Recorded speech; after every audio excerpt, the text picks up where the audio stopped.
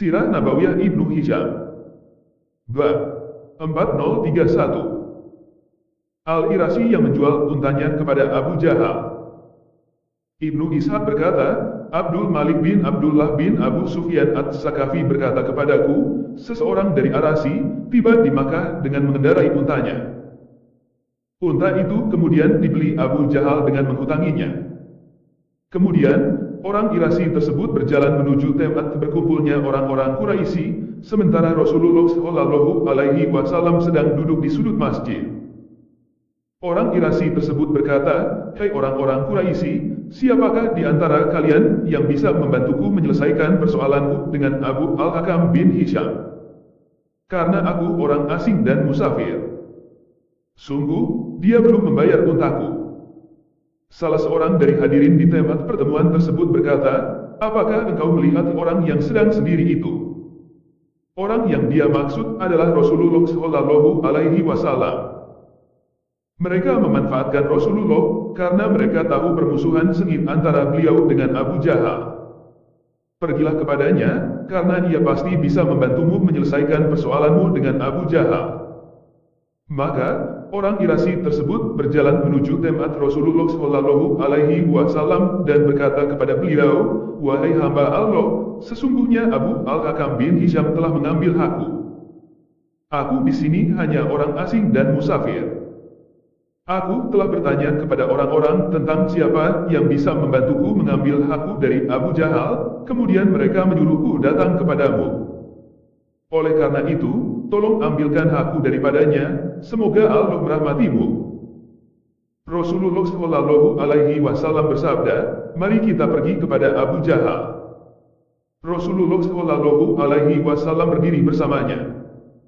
Ketika orang-orang Quraisy melihat beliau berjalan bersama orang Irasi tersebut, mereka berkata kepada salah seorang dari mereka, "Ikuti dan lihatlah apa yang akan dia lakukan."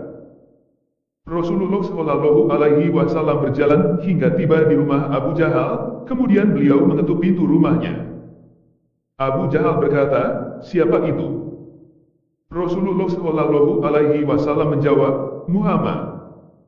Keluarlah engkau temuilah aku." Abu Jahal pun keluar membukakan pintu. Rasulullah Shallallahu Alaihi Wasallam bersabda, "Berikan hak orang ini." Abu Jahal berkata, "Ya, tunggu sebentar, aku akan segera memberikan hak orang ini." Selesai mengatakan itu, Abu Jahal segera bergegas masuk ke dalam rumahnya, lalu keluar membawa uang untuk melunasi hutangnya kepada orang Irasi tersebut. Setelah itu, Rasulullah Shallallahu Alaihi Wasallam pergi sambil berkata kepada orang Irasi tersebut, "Sekarang urusanmu telah tuntas."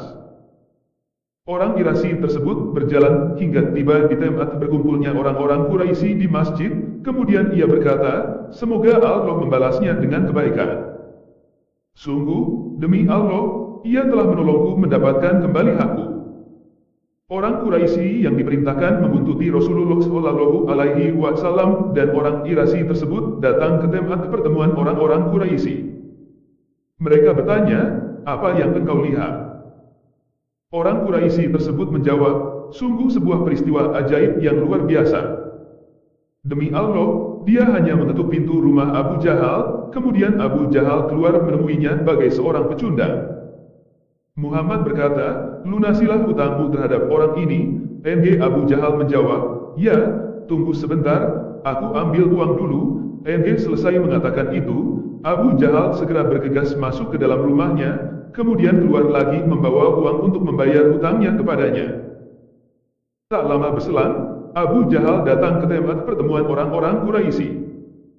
Mereka berkata, "Celaka engkau, wahai Abu Jahal. Ada apa denganmu?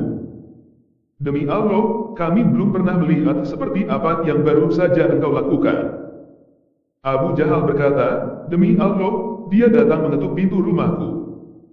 Saat aku mendengar suaranya, diriku dihinggapi rasa takut yang luar biasa. Kemudian aku keluar menemuinya, sedang di kepalanya terdapat unta. Aku tidak pernah melihat unta yang memiliki kepala, pangkal ekor, dan taring seperti unta tersebut. Demi Allah, jika aku tidak memenuhi permintaannya, pastilah unta itu menerkam."